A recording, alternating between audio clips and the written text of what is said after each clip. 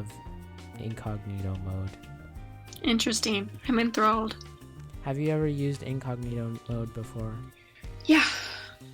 I'm sure everyone has. And if you have, that may entitle you for a $5,000 reward. Wow. Why? If you're an avid user of Google Chrome, you're likely familiar with incognito mode, which allows you to browse privately. Because in this lawsuit, Google is accused of invading people's privacy and tracking the internet, even when it says they're in private mode. So they know all of my WebMD searches? They know everything. It's not like we didn't already know that they knew everything. And the little, dark mode browser gives you a sense of comfort, feeling like you'll not be judged for what you look up, but they know. And actually, as Google tells you, your internet employer knows, and everyone knows, actually. Now you can browse privately, is what they say, and other people who use this device won't see your activity. So it doesn't save in your normal history. And you assume that you won't start getting offers or ads or information being linked with what you look up here, right? Mm-hmm. You assume that if whatever you put in here isn't going to come back to bite you, as long as you understand that the websites you visit, your employer or school, or your internet provider all can see this. Okay, wait. So why would you be liable for $5,000 if they lay all of that out? Because they use the word privately. Well, let's look at what they say they won't track, okay? So it won't save your browsing history, your cookies and site data, and information entered in forms. Cookies and site data, I believe, could be the one that people are a little bit iffy about. Or maybe it is the legal wording here, saying you can browse privately, and it's technically not private. But then again, you're right, this directly contradicts that side of the argument. It's accused of invading people's privacy, tracking their internet usage, even though it's in private mode. So what do you think about the lawsuit so far? It sounds like you don't think it's really going to work. No, I don't. Displays a message that says you could browse privately and confirms that other people using the device cannot see your browsing activity. And other stuff will not be saved. So the complaint is saying that Google tracks your consumer browsing history and other web activity data no matter what safeguards consumers undertake to protect their data. Well, I'm not especially learned in this topic, but I do feel like it's kind of common knowledge to everyone who uses the internet now that, your searches are tracked. That's true. And the thing is, websites can see your device information, and they can see your location, and incognito mode isn't going to stop them from doing that. Incognito mode just is like a blank slate as far as accounts are considered. So if I was to use this YouTube link, I shouldn't be signed in. That's kind of the only difference that I would see. Yeah. So when you visit sites, you're a blank slate, but all of your, I'm sure your IP address and your, if you've been to that website before with that IP address with that same device, it might be tracking you already, so you're not really hiding. It's like, what about other browsers? Well, like Safari.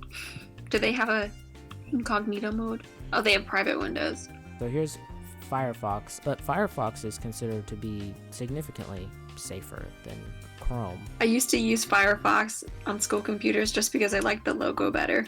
It is pretty. Clears your search history, browsing history when you quit or open all private windows. Doesn't make you anonymous to websites or your internet. So same thing.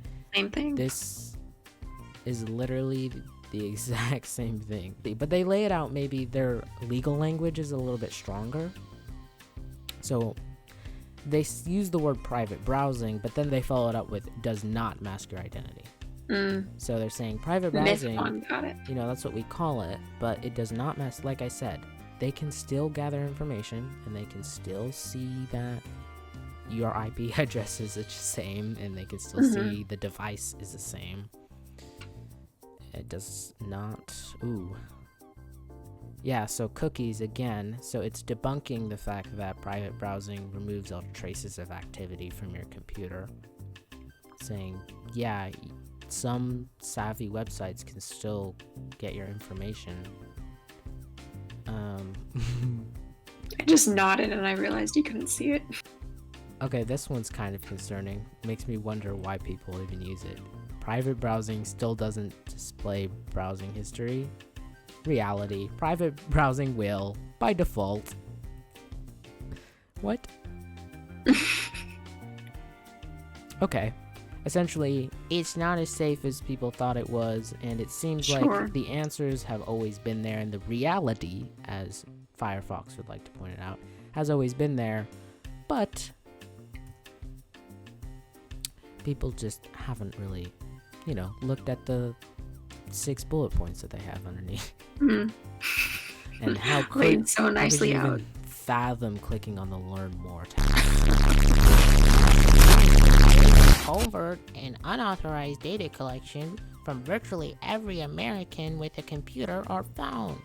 I didn't know you did voices. I can do so many voices. I don't know how I feel about this as well, because again, at the end of the day, installing Chrome on your device is always a choice. If your device comes with Chrome, uninstalling it is always a choice that you have, and you can always use literally anything other than Google.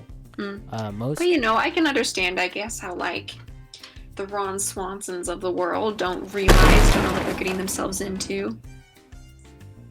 Yeah, but it doesn't mean they're liable to sue over their... Yeah. So, should you use incognito mode? That's up to you. It's really not as safe as most people think, and I believe that Google is probably going to win the lawsuit, but I'm not a lawyer, and that's not legal advice. And you know what? If I'm eligible for $5,000, then I'm eligible for $5,000.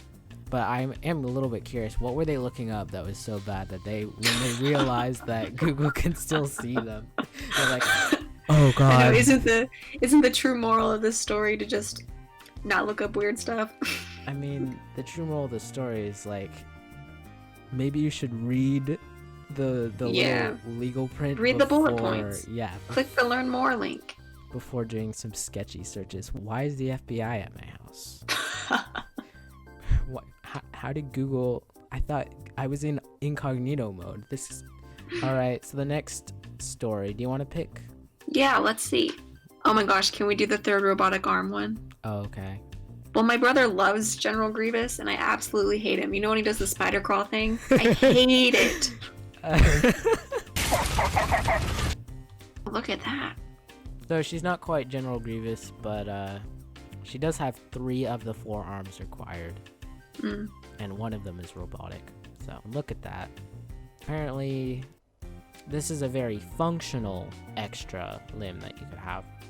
Made by the Canadians, and it's got hydraulic features. It probably... Okay, wait. Was that a Canadian accent? No. So she's using it for various things, as you can see here. Putting ornaments on a Christmas tree that's outside in the summer. How is she controlling it? I'm pretty sure he's controlling it. You see that? Oh. So they've got their little magic box here that processes all of the probably sensory, but also hydraulics. Most of this Thanks is for that hydraulics. explanation. And this is actually the main problem with robotic arms in general, is that, as far as I know, we don't have a whole lot of super functional robot arms that can be used as a legitimate third arm without losing an arm. Yeah. So, for example, the hand that you use to control your robotic hand, you can't use because you're using it to control the robotic hand. But you could use it to control a super hand. Kind of, but there's a point where imagine you could be like General Grievous and you could just have more arms to do multiple things at the same time, right? Do we have the mental capacity to control another limb? I guess we have our legs. We have 2 legs and we have 2 arms. So could controlling 2 more arms in our minds be like controlling 2 more legs? It's a very interesting idea, because I feel like when we're able to crack it, will we have the mental capacity to wield our own limbs plus an additional 2 with the same skill? Well, I've been taking this neuroscience class, and there's actually still a great degree of plasticity in the adult brain. So the space that we... Plasticity meaning the rearrangement and formation of new synapses, which are connections between neurons. But yeah, she's having a great time. Look at her. I'm kind of jealous, though. That doesn't look very comfortable if you see the metal, the sharp metal that's on her waist that's holding this thing up. It's probably weighs like a good fridge and a half. Measurement. But it looks cool. Oh yeah, I just don't think...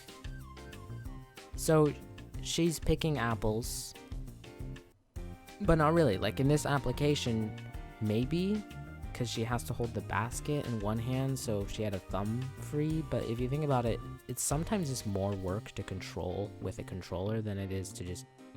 Like, for example, if we were to put the person with 3 robot arms, but they really only had 1 regular arm and 1 robot arm, because they had to control the other robot arm, versus someone with their 2 regular arms. I think the person with the 2 regular arms would win, just because the person with the robot arm would take longer to control it.